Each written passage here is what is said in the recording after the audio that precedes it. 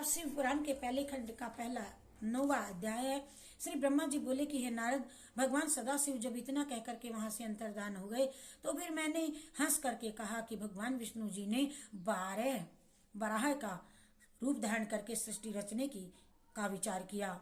भगवान श्री विष्णु जी भी अंतर्धान हो गए और ब्रह्मांड से बाहर निकल करके बैकुंठ को चले गए। उनके जाने के पश्चात सबसे पहले मैंने भगवान श्री सदाशिव और श्री विष्णु जी का ध्यान करके जल का निर्माण किया। उस जल में फिर अंजलि डाल करके मैंने जल में 22 तत्वों वाला एक अंडा प्रकट किया जो कि विराट रूप हो गया। और उसके विराट होने से मेरे मन में में संशय उत्पन्न हुआ कि 12 वर्ष तक तप करता रहा और इस तप में मैंने केवल श्री विष्णु जी का ध्यान किया। 12 वर्ष के पश्चात भगवान विष्णु जी ने प्रसन्न होकर के मुझको साक्षात दर्शन दे करके कहा, ब्रह्मा जी वर मांग लो। भगवान सदाशिव की कृपा से सब कुछ दे सकता हूँ, पर इस पर मैंने उनसे कहा, प्रभु जो कुछ भगवान श्री सदाशिव जी का आदेश है वही मैं आपसे मांगूंगा। निवेदन है कि यह 24 तत्वों वाला अंडा है और जड़ दिखाई देता है, आप इसको चेतन प्रदान कीजिए, चेतना कीजिए। मेरी इस प्रार्थना पर भगवान श्री विष्णु जी उस अखंड में प्रविष्ट हो गए और उस अंड में प्रविष्ट करने के पश्चात उसमें से सहस्त्रों सिर नेत्र चरण सहित आज्ञा निकले और उन्होंने समस्त पृथ्वी को घेर लिया। भगवान विष्णु जी 7 लोकों के अधिपति हो गए। भगवान सदाशिव ने उनको कभी नष्ट न होने वाले कैलाश पर स्थान दिया। अब मैं दृष्टि रचने वाला पहले पाप सृष्टि उत्पन्न हुई जिसमें कि अविद्या और तम की प्रधानता है और उसमें मैंने स्थावरों को रचना की।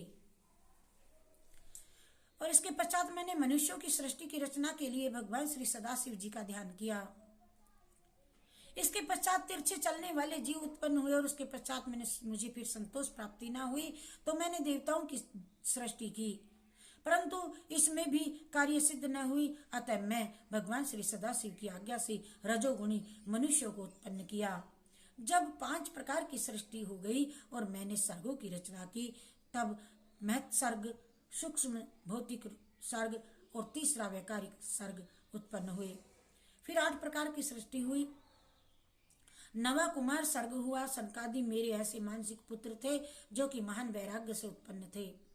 जब मैंने उनसे सृष्टि रचने के लिए कहा तो उन्होंने वैराग्य प्रकट किया। इससे मेरे क्रोध का बारा पार न रहा और मारे क्रोध के मेरी आंखों से आंसू गिरने लगे। मुझे रोते रोते देखकर भगवान विष्णु ने मेरे पास आकर के मुझको समझाया कि इस प्रकार रोने से काम न चलेगा, बल्कि तुम भगवान श्री सदाशिव की तपस्या करो। मैंने भगवान सदाशिव की कृपा से मेरे मन में विचार उत्पन्न हुआ कि यदि भगवान श्री सदाशिव स्वयं मेरे पुत्र बन करके अवतार धारण करेंगे तो सृष्टि की उत्पत्ति कार्य भली भांति संपन्न हो सकता है। ये विचार करके मैंने उग्र तप किया जिसका परिणाम ये हुआ कि भगवान सदाशिव मेरी भौमों के मध्य से प्रकट हुए और उनके मस्तक में गंगा की धारा तथा जटाएं शोभा पा रही थी। भाल में त्रिपुंड धारण किए हुए थे और बीच में उनके 4 हाथ थे। बोल जय शिव शंकर। शिवाय नमः, शिवाय नमः, शिवाय नमः। शिवार्पणमस्तु, शिवार्पणमस्तु।